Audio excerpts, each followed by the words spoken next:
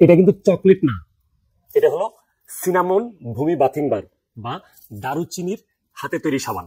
অনেকে প্রশ্ন করছেন যে ভাইয়া আপনারা কোন তেলটা কি পরিমাণ দেন বা দারুচিনিটা কি পরিমাণ দেন, তুলসী বা সাজনা পাতা পার্সেন্টেজটা যদি একটু বলতেন। এটা নিয়ে আজকে একটা ছোট্ট তথ্য আপনাদেরকে দিব।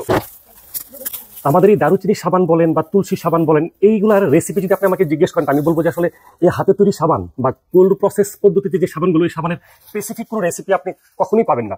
আপনি যদি উন্নত দেশে ঘুরেন, বিভিন্ন কোম্পানি আছে, যেমন এক একটা কোম্পানিতে এক এক রকম রেসিপি, এক একটা কোম্পানি এক একটা অয়েলকে বেস করে এই প্রসাধনীগুলো বানায়। যে দেশে খুব বেশি গরম, ওই দেশে আপনি দারুচিনি যদি 1% ব্যবহার করেন, যে দেশে অনেক বেশি শীত, ওই দেশে কিন্তু পার্সেন্টেজটা 1 থাকবে না, সেটা 2, 3 বা হোয়াট এভার ইট ইজ।